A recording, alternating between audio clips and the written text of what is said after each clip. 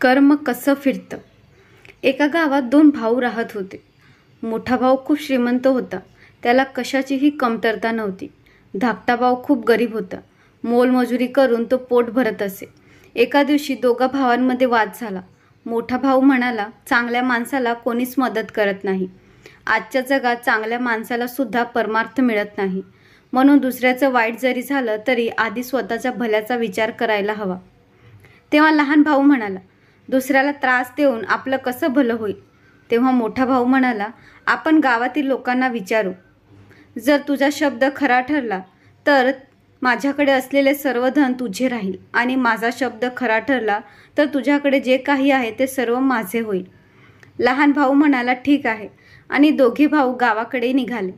गावात गेल्यावर बऱ्याच लोकांना विचारलं तर सगळ्या लोकांनी सांगितलं की आता तर भल्याचा जमानाच राहिलेला नाही आणि जे लोक दुसऱ्याचा विचार करतात किंवा दुसऱ्याचं भलं करतात ते लोकच मागे राहतात. भल्या माणसाला कोणी विचारत नाही. भल्याचे दिवस राहिले नाहीत.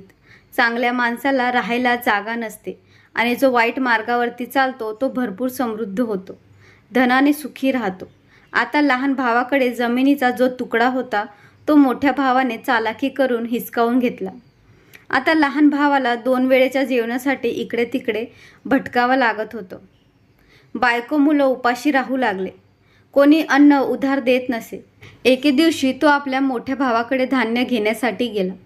तो आपला मोठा भाऊ आहे, तो आपल्या लहान भावाला नक्कीच मदत करेल असे लहान भावाला वाटले.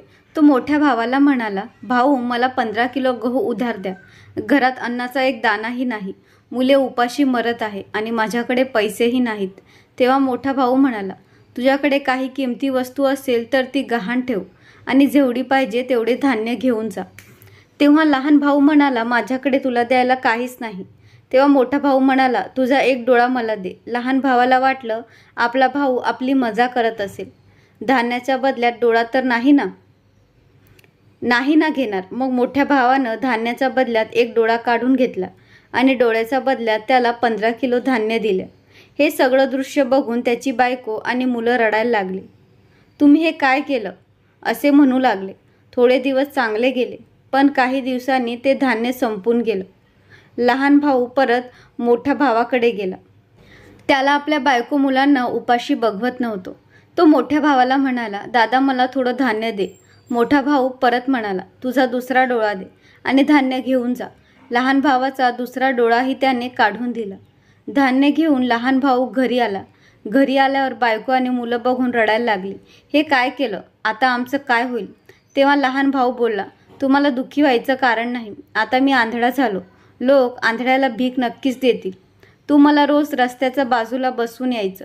दुसऱ्या दिवसापासून रोज त्याची पत्नी त्याला रस्त्याच्या किनारी बसून यायची. आता त्याच्या रोजच्या जेवणाचा प्रश्न सुटला. एक दिवस बसून बसून खूप वेळ झाला तरी त्याची पत्नी त्याला घ्यायला आली नाही.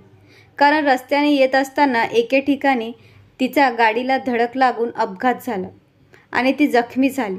त्याने खूप वेळ वाट पाहिली पण बरीच रात्र झाली तरी बायको आली नाही. तो घराच्या दिशेने निघाला पण त्याला काहीच दिसत नव्हते. त्याने विचार केला की इथेच बसून रात्र घालवतो. अजून पुढे गेलो तर रस्ता भटकेल. तो एका झाडाखाली बसून गेला. थोड्या वेळाने जोरात हवा सुरू झाली. तेवढ्या झाडावरून आवाज आले. तो आवाज भूतांचा होता. 4 भूतामधून एक त्याचा सरदार होता. भूत खूप खोडकर होते. ते महिनाभरापासून लोकांना त्रास देत होते आणि सरदार महिन्यापासून एक दिवस त्या झाडावर सर्वांचे हिशोब चुकते करायचे. आज हिशोबाचा दिवस होता. सरदारने विचारले, हो तुम्ही काय काय केले, एक एक करून सांगा. पहिला भूत म्हणाला, एका गावात 2 भाऊ होते. त्यांच्यात वाद झाला. त्यांनी पैज लावली. दोघांनी आपली बाजू मांडली. त्याचा धाकटा भाऊ हरला. भावाने त्याला आंधळे केले. सरदार म्हणाला, खूप छान. आता तो आंधळाच राहणार. त्याला काय माहिती सकाळी या झाडाखाली जेव्हा दव पडेल ते पाणी डोळ्याला लावल्याने डोळे बरे होतील. तेव्हा दुसरा भूत म्हणाला, मी कैलासनगर जिल्ह्यातील सर्व नद्या, झरे, तलाव, विहीर कोरड्या पाडल्या आहेत. पाण्यासाठी सगळीकडे आक्रोश आहे.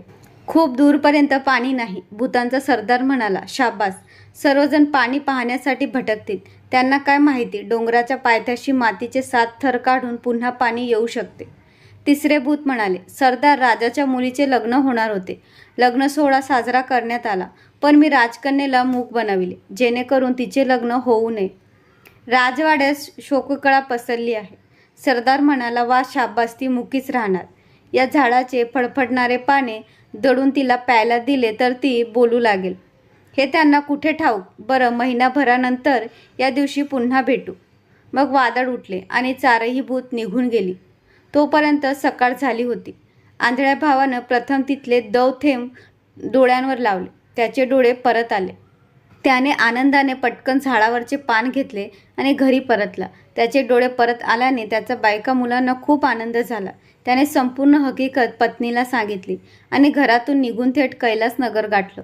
तिथली अवस्था बघून त्याला रडावंसं वाटलं. जमीन कोरडी पडली होती. कुठेही पाण्याचा थेंबही नव्हता. सगळीकडे आक्रोश होता. त्याने डोंगराचा खालून 7 थर काढले. त्यानंतर विहिरी, तलावात पाणीच पाणी झाले. तिथल्या राजाने त्याला अमाप संपत्ती दिली. मग तो राजा बरोबर राजवाड्यात गेला. राजवाड्यात प्रवेश करताच तो म्हणाला, महाराज, मी ऐकलं आहे की राजकुमारी मुकी झाली आहे. मी तिला बरे करू शकतो. त्याने पटकन झाडाच्या पानांना कुस्करले आणि राजकुमारीला प्यायला दिले. राजकन्या बोलू लागली. त्यामुळे राजाला खूप आनंद झाला. राजाने त्याची पिशवी सोन्याच्या नाण्यांनी भरली. त्याला एक घोडा दिला आणि राहायला राजवाडा दिला. त्याला कुटुंबासह इथं येण्यास सांगितले. धाकटा भाऊ श्रीमंत होऊन घरी परतला. त्याच्या कुटुंबात आनंदाची लाट उसळली. मोठ्या भावाने पाहिले तर त्याच्याही डोळ्यात आले आणि मनात म्हणाला, याच्याकडे इतकी संपत्ती कुठून आली. त्याने धाकट्या भावाला माफी मागितली आणि गुपित सांगण्याची विनंती केली. धाकट्या भावाला त्याची कीव आली. त्याने सर्व रहस्य मोठ्या भावाला सांगितले. मोठा भाऊ रात्री होण्याची वाट पाहू लागला आणि त्या झाडाखाली बसला. मग ते वादळ आले आणि भूताचा आवाज येऊ लागला. हिशोब सुरू झाला.